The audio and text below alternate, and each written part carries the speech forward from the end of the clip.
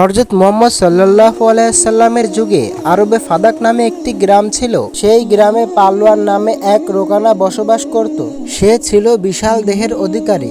তখনকার সময়ে রোকানা ছিল সবচেয়ে শক্তিশালী একজন পালোয়ান, কেননা কুস্তিতে তার সাথে কেউ পেরে উঠত না, সবাই তার কাছে পরাজিত হতো। তখনকার সময়ে রোকানাকে সবচেয়ে শক্তিশালী হিসেবে গণ্য করত। একদিন রোকানা কুস্তির ব্যাপারে গ্রামে কি যেন আলোচনা করতেছিল। ঠিক সেই সময় সেখানে একজন ব্যক্তি এসে সকলকে উদ্দেশ্য করে বলল, তোমরা কি কেউ জানো মক্কায় একজন নবী এসেছেন যার নাম হযরত মুহাম্মদ সাল্লাল্লাহু আলাইহি সাল্লাম, এবং তিনি একজন আল্লাহর প্রেরিত রাসূল, এবং তার উপর আসমানি কিতাব কোরআন নাজিল হয়েছে, এবং তার কথা শুনে সবাই দলে দলে ইসলাম গ্রহণ করছেন। তিনি নাকি অনেক জাদু জানেন। তার কথা শুনে লোকেরাই বলল, বলো কি, তাহলে তো তার সাথে আমাদের একবার অবশ্যই দেখা করা উচিত। কিছুক্ষণ পর রোকানা তাদেরকে বলল, সত্যি তিনি যদি আল্লাহর প্রেরিত রাসূল হয় তাহলে তার সাথে আমাকে কুস্তি লড়তে হবে এবং সেই কুস্তিতে তাকে পরাজিত করতে হবে। তার কিছুক্ষণ পর রোকানা পালোয়ান ওখান থেকে তার বাড়িতে চলে গেল। রোকানার একটি পুত্র সন্তান ছিল যার নাম ছিল ইয়াজিদ। সেও তার বাবার মতো শক্তিশালী একজন পালোয়ান ছিল এবং সেও তার বাবার মতো কুস্তি লড়াইয়ে কখনো হারেনি।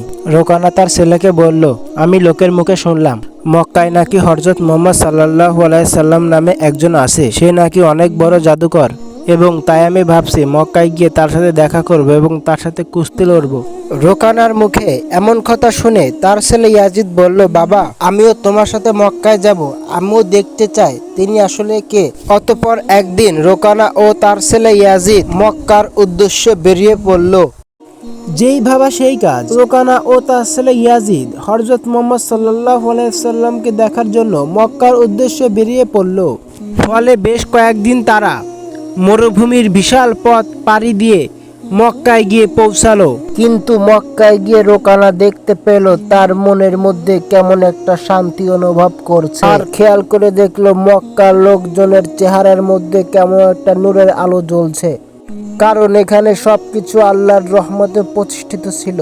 মক্কার এমন পরিবেশ দেখে রোকানা তার ছেলেকে বলল, বাবা ইয়াজিদ, আমার মনে হয় এখানে বিশেষ কিছু আছে, কেননা আমি নিজের মধ্যে অন্যরকম একটা শান্তি অনুভব করছি এবং এখানকার মানুষগুলো কেমন জানি নূরের আলোয় আলোকিত হয়ে আছে, যা আমি আগে কখনো দেখিনি। বাবার মুখে এমন কথা শুনে ইয়াজিদ বলল, হে আমার পিতা, আপনার যেমন মনে হচ্ছে আমারও এমনই মনে হচ্ছে। আমিও নিজের মধ্যে কেমন জানি একটা শান্তি অনুভব করছি এবং এত সুন্দর শান্তির পরিবেশ এর আগে আমি কখনো দেখিনি।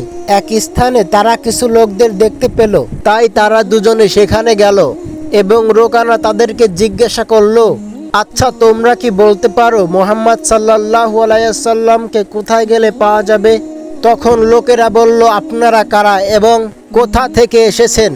তখন রোকানা বলল, আমি একজন কুস্তিগীর আর আমার নাম রোকানা, আর আমরা ফাদাক গ্রামের বাসিন্দা।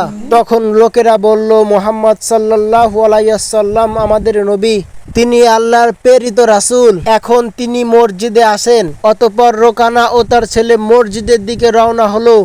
মসজিদে প্রবেশ করে রোকানা দেখলো সেখানে খুব সাধারণ পোশাক পরে একজন বুজুর্গ ব্যক্তি বসে আছেন। তার মুখে ছিল হৃদয়স্পর্শী হাসি, যেন তিনি সবাইকে স্বাগত জানাচ্ছেন। তখন রোকানা তাকে চিনে ফেললো, তিনি সেই ব্যক্তি যার কথা সবার মুখে মুখে শোনা যাচ্ছিল।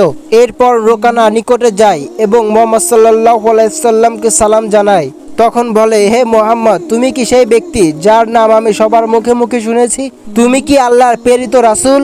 তখন মুহাম্মদ সাল্লাল্লাহু আলাইহি সাল্লাম বললে, হ্যাঁ, তুমি ঠিকই শুনেছো, কিন্তু তুমি কে এবং কোথা থেকে এসেছো? তখন রোকানা বলল, আমি অনেক দূর থেকে আপনার খোঁজে এখানে এসেছি।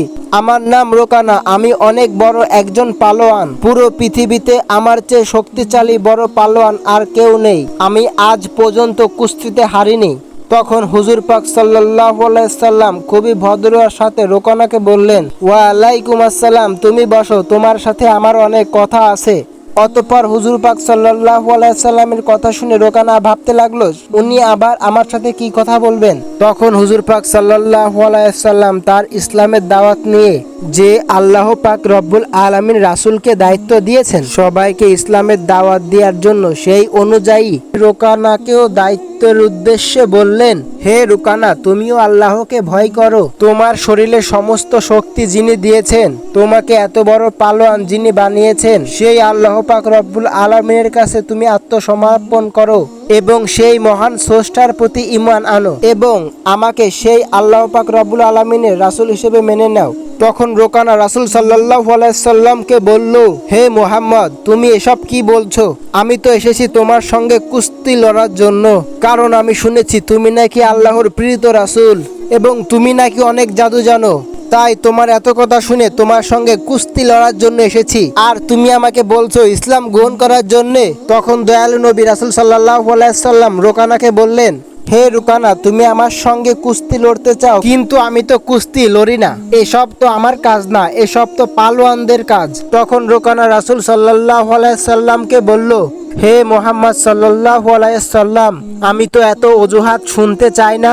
আমি তো শুনেছি তোমার নাকি অনেক ক্ষমতা, তুমি নাকি অনেক জাদুবিদ্যাও জানো, তুমি তো আল্লাহর রাসূল, তাহলে তোমার ক্ষমতা দিয়ে আমাকে কুস্তিতে হারিয়ে দেখাও। তখন দয়ার নবী রাসূল সাল্লাল্লাহু আলাইহি সাল্লাম বললেন, হে রোকানা, তুমি যেহেতু এত জোরাজোরি করছো, তাই আমি একটি শর্তে তোমার সঙ্গে কুস্তি লড়তে রাজি আছি। তখন রোকানা বলল, কি শর্ত শুনি? তখন দয়ার নবী মায়ার নবী হুজুর পাক সাল্লাল্লাহু আলাইহি সাল্লাম বললেন, হে রোকানা, তুমি আমার সঙ্গে কুস্তি লড়ার পরে যদি হেরে যাও, তাহলে তোমাকে ইসলাম গ্রহণ করতে হবে আর আমাকে আল্লাহর প্রেরিত রাসূল হিসেবে মেনে নিতে হবে। এরপর রোকানা ভাবতে লাগলো, সামান্য একজন হুজুর আমাকে হারাবে, যার আমার মতো চওড়া বুক নেই, আমার মতো এত শক্তিও নেই। আমি একজন পৃথিবীর শ্রেষ্ঠ পালোয়ান, আমাকে আজ পর্যন্ত কেউ হারাতে পারেনি। আর মুহাম্মদ সামান্য একজন হুজুর, সে কোনো পালোয়ানও নয়, সে আমাকে কিভাবে হারাবে? সে আমার সামনে এক মিনিটও টিকতে পারবে কিনা তার সন্দেহ। এভাবে রোকানা রাসূল সাল্লাল্লাহু আলাইহি সাল্লামকে নিয়ে তুচ্ছ তাচ্ছিল্য বলে গণনা করলো। অতঃপর রোকানা রাসূল সাল্লাল্লাহু আলাইহি সাল্লামকে বলল, হে মুহাম্মদ, ঠিক আছে, আমি তোমার শর্তে রাজি। তুমি আমাকে হারাতে পারলে আমি তোমাকে আল্লাহর নবী হিসেবে মেনে নিব এবং আল্লাহর প্রতি ঈমান এনে ইসলাম গ্রহণ করে নিব। এরপর যথারীতি লড়াইয়ের জন্য এক বিশাল ময়দানের আয়োজন করা হলো এবং সেই লড়াই দেখার জন্য সবাই প্রস্তুতি নিতে থাকলো এবং মক্কা থেকে দূর দূরান্ত থেকে মানুষ আসতে লাগলো রাসূল সাল্লাল্লাহু আলাইহি সাল্লাম ও শ্রেষ্ঠ পালোয়ান রোকানার লড়াই দেখার জন্য। অতঃপর নির্ধারিত সময় অনুযায়ী লড়াই শুরু হলো। একে একে দয়াল নবী রাসূল সাল্লাল্লাহু আলাইহি সাল্লাম ও রোকানা কুস্তির ময়দানে হাজির হলো। এরপর দুইজনের মধ্যে লড়াই শুরু হয়ে গেল। যেই রোকানা রাসূল সাল্লাল্লাহু আলাইহি সাল্লামের দিকে আঘাত করার জন্য তেড়ে আসলো, তখন রাসূল পাক সাল্লাল্লাহু আলাইহি সাল্লাম খুব সহজে উপরের দিকে তুলে একটা আছাড় দিল। এক হাসার খেয়ে রোকানা মাটিতে লুটিয়ে পড়ে এবং তার অনেকটা শক্তি হারিয়ে ফেলে। এরপর রাসূল সাল্লাল্লাহু আলাইহি সাল্লাম বললেন, হে রোকানা, তুমি হেরে গিয়েছো, এখনো কি তুমি আমার সঙ্গে লড়াই করবে? হে রোকানা, তুমি ইসলাম ধর্ম গ্রহণ করে নাও এবং আমাকে নবী হিসেবে মেনে নাও আর নিজের পরাজয় মেনে নাও। তখন রোকানা বলল, হে মুহাম্মদ, আর একটু সুযোগ দাও আমাকে, এবার আমি তোমাকে হারিয়েই ছাড়বো।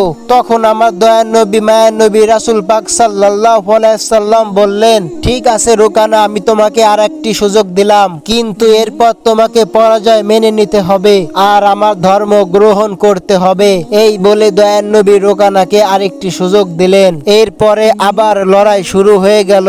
রোকানা তেড়ে আসে রাসূল পাক সাল্লাল্লাহু আলাইহি সাল্লামকে আঘাত করার জন্য এবং আগের মতো রাসূল পাক সাল্লাল্লাহু আলাইহি সাল্লাম রোকানাকে উপরে তুলে আরেকটি আছাড় দিল মাটিতে। সঙ্গে সঙ্গে রোকানা মাটিতে লুটিয়ে পড়ে এবং তার কোমরের হাড্ডি একটা ভেঙে যায়। অতঃপর রোকানাকে বললেন, হে রোকানা, তুমি এবার নিজের পরাজয় মেনে নাও আর আল্লাহর প্রতি ঈমান আনো এবং আমাকে আল্লাহর প্রেরিত রাসূল হিসেবে মেনে নাও। কিন্তু তখনও রোকানা নিজের পরাজয় মানতে পারছিল না, কারণ সামান্য একজন হুজুরের কাছে সে হেরে যাবে, যে পালোয়ানকে কখনো কোনো কুস্তিগিরি হারাতে পারেনি। সেখানে সামান্য একজন হুজুর, সে কিনা কোনো পালোয়ানই নয়। তাই রোকানা তার পরাজয় কোনোভাবেই মানতে পারছিল না। তবে পুনরায় রাসূল সাল্লাল্লাহু আলাইহি সাল্লামকে রোকানা অনুরোধ করলো তাকে যেন আরেকটি সুযোগ দেওয়া হয়। আর আমাদের নবী তো দয়ার নবী, মায়ের নবী, যিনি একটি কেন ইসলামের জন্য হাজার সুযোগ দিতে রাজি ছিলেন। রাসূল সাল্লাল্লাহু আলাইহি সাল্লাম বললেন, ঠিক আছে রোকানা, তোমাকে আরেকটি সুযোগ দিলাম, কিন্তু এবার না পারলে তোমাকে আমার শর্ত মেনে নিতে হবে। সেই অনুযায়ী আবার লড়াই শুরু হয়ে গেল। এবার রোকানা সমস্ত শক্তি দিয়ে রাসূল পাক সাল্লাল্লাহু আলাইহি সাল্লামের উপর ঝাঁপিয়ে পড়লো, কিন্তু সে রাসূল পাক সাল্লাল্লাহু আলাইহি সাল্লামের কাছে আসার সাথে সাথে এবার উপরে তুলে রোকানাকে মাটিতে একটি আছাড় দিল। এবার আছাড় খেয়ে মাটিতে যেন রোকানা লুটিয়ে পড়লো। কোনোভাবেই সে আর উঠতে পারলো না এবং সে তার শরীরের সমস্ত শক্তি হারিয়ে ফেললো। এবার সে বুঝতে পারলো আসলে মুহাম্মদ সাল্লাল্লাহু আলাইহি সাল্লাম আসলে কোনো মানুষ নয়, তিনি আল্লাহর প্রেরিত রাসূল আর ইসলামই শ্রেষ্ঠ ধর্ম। অতঃপর রোকানা রাসূল সাল্লাল্লাহু আলাইহি সাল্লামকে বলল, হে আল্লাহর নবী, আমি বুঝতে পারছি আপনি সত্যি আল্লাহর একজন প্রেরিত রাসূল, আপনার ধর্মই শ্রেষ্ঠ ধর্ম, আমি আপনাকে নবী হিসেবে স্বীকার করছি আর আমি মহান আল্লাহর প্রতি ঈমান আনছি। তখন হযরত মুহাম্মদ সাল্লাল্লাহু আলাইহি সাল্লাম বললেন, এবার বুঝলে তো আমরা আসলে কোনো শক্তিশালী নয়, আল্লাহর ইচ্ছায় আজ তোমাকে আমি হারাতে পেরেছি আর আল্লাহর ইচ্ছায় আজ তুমি এত বড় পালোয়ান হতে পেরেছো। আল্লাহ যদি না চাইতেন তাহলে আমি তোমাকে কখনোই হারাতে পারতাম না। তিনি আমাকে এত শক্তি দিয়েছেন, তাই তুমি আজ আমার মতো সামান্য একজন হুজুরের কাছে হেরে গিয়েছো। রাসূল সাল্লাল্লাহু আলাইহি সাল্লামের কথাগুলো শুনে রোকানা সাথে সাথে ইসলাম ধর্ম গ্রহণ করে নিল। তাই এই ঘটনায় হযরত মুহাম্মদ সাল্লাল্লাহু আলাইহি সাল্লামের জীবনের মাহাত্ম্য ও মুজিজার একটা প্রমাণ ছিল। অতঃপর রোকানা হুজুর পাক সাল্লাল্লাহু আলাইহি সাল্লামের হাতে আত্মসমর্পণ করলেন আর ইসলাম কবুল করে নিলেন। তখন তার ছেলে ইয়াজিদ নাম করা একজন কুস্তিগীর ছিল। তখন তার বাবার এই পরাজয় মেনে নিতে প্রস্তুত ছিল না। তার মনে এক গভীর আত্মবিশ্বাস ছিল যা হুজুর পাক সাল্লাল্লাহু আলাইহি সাল্লামকে চ্যালেঞ্জ করতে বাধ্য করেছিল। ইয়াজিদের যৌবনের উচ্ছ্বাস আর নিজের বাবার পরাজয়ের শোকে রাসূলের সামনে দাঁড়িয়ে বলল, হে মুহাম্মদ, আপনি আমার বাবাকে কুস্তিতে হারিয়ে প্রমাণ করে দিলেন যে আপনি একজন অসাধারণ মানুষ, কিন্তু আমি এখনো আপনার ক্ষমতা বিচার করতে পারিনি। আপনি কি আমার সঙ্গে কুস্তি লড়বেন? রাসূল পাক সাল্লাল্লাহু আলাইহি সাল্লাম ইয়াজিদের চোখের দিকে তাকিয়ে তার চ্যালেঞ্জ গ্রহণ করে নিলেন, কারণ তিনি জানতেন যে ইয়াজিদের মনে এখনো তার সন্দেহ আছে, তাই তার জন্য ঈমানের আলোর প্রয়োজন। তখন ইয়াজিদ নিজেকে লড়াইয়ের জন্য প্রস্তুত করলো, কারণ সেও তার বাবার মতো শক্তিশালী ছিল, সে কখনো কারো কাছে পরাজিত হয়নি।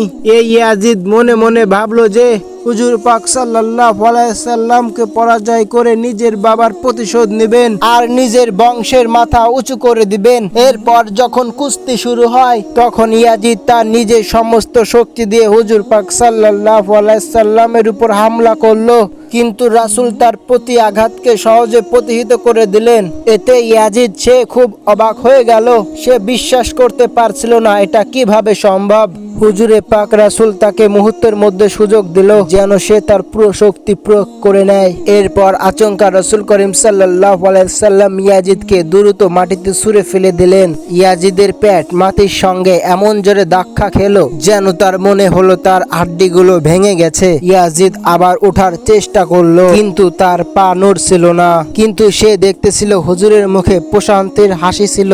অতঃপর হুজুর করিম সাল্লাল্লাহু আলাইহি সাল্লাম ইয়াজিদের হাত ধরে উঠিয়ে বললেন, ইয়াজিদ, তুমি একজন সাহসী যুবক, কিন্তু একটা কথা মনে রাখবে, প্রকৃত ক্ষমতা আল্লাহ রাব্বুল আলামিনের হাতে রয়েছে। আজ তুমি নিজের চোখে দেখেছো আল্লাহ রাব্বুল আলামিনের নবীকে কেমন শক্তি দান করেছেন, এখনো কি তোমার মনে কোনো সন্দেহ বাকি আছে? এমন কথা শুনে ইয়াজিদের চোখ থেকে পানি পড়তে লাগলো। সে হুজুরের সামনে আত্মসমর্পণ করে বলল, হে আল্লাহর রাসূল, আমি আমার জীবনে আজ থেকে বড় শিক্ষা পেয়েছি। আমি সাক্ষ্য দিচ্ছি যে আল্লাহ ছাড়া কোনো মাবুদ নেই আর মুহাম্মদ সাল্লাল্লাহু আলাইহি সাল্লাম সত্যিকারের রাসূল। আপনাদের জানিয়ে রাখি যে এরপর রোকানা ও তার ছেলে ইসলাম গ্রহণের বিষয় সারা আরবে ছড়িয়ে পড়ল। এই ঘটনার কয়েকদিন পর একদা মদিনার এক বিধর্মী যুবক প্রিয় নবী হযরত মুহাম্মদ সাল্লাল্লাহু আলাইহি সাল্লামকে অপমান অপদস্থ করার একটা কুবাসনা নিয়ে নবীজির কাছে এসে বলল, হে মুহাম্মদ, আপনি নবী দাবি করছেন যে আপনি আল্লাহর পক্ষ থেকে নবী ও প্রেরিত একজন রাসূল। আপনার কাছে নাকি আল্লাহর পক্ষ থেকে ওহী নাজিল হয়, অর্থাৎ আল্লাহর বাণী আসে। আপনি যদি আপনার দাবিতে সত্য হন তাহলে আপনি এমন কিছু করে দেখান যা সাধারণ মানুষের পক্ষে করে দেখানো সম্ভব নয়। যুবকের মুখে এমন কথা শুনে রাসূল বললেন, ঠিক আছে, কি দেখতে চাও তুমি বলো। তখন সেই যুবকটি দূরের একটি গাছ দেখিয়ে বলল, দেখি এক মুহূর্তে হাতের কোনো স্পর্শ ছাড়া এই গাছটিকে এখানে হাজির করে দেখান তো। তখন নবীজি মুস্কি হেসে বললেন, আমি কোনো কিছুই বলবো না, তুমি নিজে সেই গাছটির কাছে যাও এবং এটুকু বলবে যে আল্লাহর প্রেরিত রাসূল সাল্লাল্লাহু আলাইহি সাল্লাম তোমাকে ডাকছে। অতঃপর সেই যুবকটি তার সেই মনের কুবাসনার আশা পূর্ণ নিয়ে নিশ্চিন্ত মনে সেই গাছটির কাছে গিয়ে বলল, এই গাছ তোমাকে আল্লাহর প্রেরিত রাসূল ডাকছেন। যুবকটি এই কথা বলার সঙ্গে সঙ্গে গাছটি কম্পন করা শুরু করে দিল এবং মাটির সাথে তার সমস্ত সম্পর্ক বিচ্ছিন্ন করে লাফিয়ে লাফিয়ে হুজুর পাক সাল্লাল্লাহু আলাইহি সাল্লামের সামনে উপস্থিত হয়ে গেল। গাছের এই অবস্থা দেখে যুবকটি অবাক হয়ে বলল, আপনি নিশ্চয়ই কোনো জাদুকর। তাই সেই যুবক আবার বলল, দেখি সেই গাছের জায়গায় সেই গাছটিকে আবার প্রতিস্থাপন করে দেখান। তখন নবী করিম সাল্লাল্লাহু আলাইহি সাল্লাম সেই গাছটিকে বললেন, যাও, তুমি তোমার আগের জায়গায় ফিরে যাও। সাথে সাথে সেই গাছটি তার আগের পূর্বের স্থানে ফিরে গেল। নবীজি হযরত মুহাম্মদ সাল্লাল্লাহু আলাইহি সাল্লামের তার এই অলৌকিক মুজিজা দেখে সেই যুবকটি উচ্চ স্বরে কালেমা পড়ে মুসলমান হয়ে গেল এবং পরে সেই যুবকটি তার পরিবারকে মুসলমান করলো। আমাদের মহানবী সাল্লাল্লাহু আলাইহি সাল্লামের তার জীবনটা এরকম এমন উদাহরণ দিয়ে পরিপূর্ণ। আমরা জন্মে সূত্রে যারা মুসলিম সেইগুলো সঠিকভাবে অনুসরণ করতে পারলে পৃথিবীর সবকিছুই পাল্টে যেত। আমাদের সবাইকে হযরত মুহাম্মদ সাল্লাল্লাহু আলাইহি সাল্লামের রেখে যাওয়া শিক্ষাগুলোকে আমাদের জীবনের কাজে লাগানোর তৌফিক দান করুক, আমিন। এরকম ভালো ভালো ইসলামিক ভিডিও নবীদের কাহিনী পেতে আমাদের চ্যানেলটি সাবস্ক্রাইব করে আমাদের পাশেই থাকুন। ধন্যবাদ। আসসালামু আলাইকুম।